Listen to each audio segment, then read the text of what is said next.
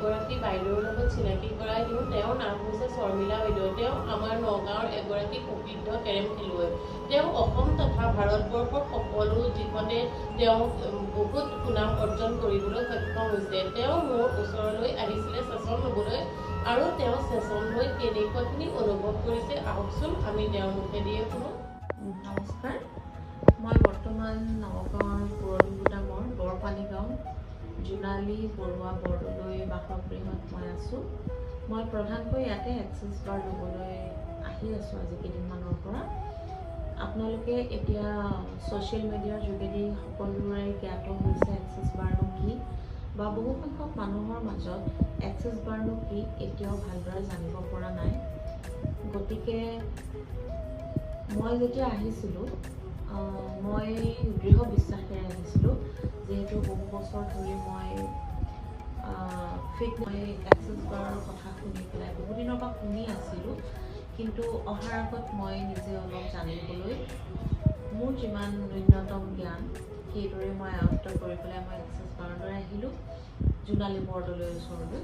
আহি পেলাই মোৰ ইমানেই ভাল লাগিলে, যিটো মই ভাষাৰে প্ৰকাশ কৰিব নোৱাৰোঁ।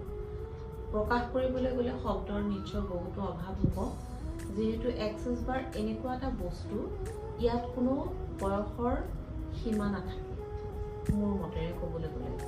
আগতে কিছুমান পডকাষ্ট চাইছোঁ, তেখেতে এই বিষয়ে বিভিন্ন ধৰণৰ মতামত আগবঢ়াইছে, বিভিন্ন ধৰণৰ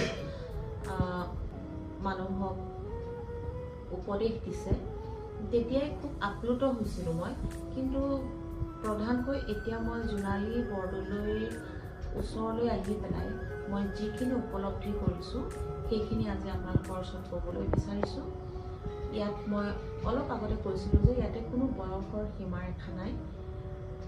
সৰু বয়সৰ পৰা বৃদ্ধ অৱস্থালৈকে এই এক্সেছ বাৰ যদি আমি লওঁ তেন্তে সকলো মানুহ উপকৃত হ'ব, যিহেতু আমাৰ ভাৰতত, তাতোকৈ অসমত বেছিকৈ শাৰীৰিক স্বাস্থ্যৰ ওপৰত বেছি গুৰুত্ব দিয়ে। মানসিক স্বাস্থ্যৰ ওপৰত এতিয়া লাহে লাহে গুৰুত্ব দিবলৈ ওলাইছে। বহু কেইগৰাকীমান স্বনামধন্য মহিলাই যিহেতু তেওঁলোকৰ বিৰল প্ৰচেষ্টাত এইটো আগবঢ়াই নিছে। গতিকে মানসিক স্বাস্থ্যক আমি যিমানেই গুৰুত্ব দিওঁ, সিমানে আমি শাৰীৰিক স্বাস্থ্যটোক আমি টনকিয়াল কৰি ৰাখিব পাৰোঁ। মই আহি প্ৰথম দিনা বয়স লোৱাৰ পিছত মোৰ এনেকুৱা লাগিছিলে মই যিখন পৃথিৱী বিচাৰি আছিলোঁ ইমান দিনে, সেই পৃথিৱীখন মই পালোঁ।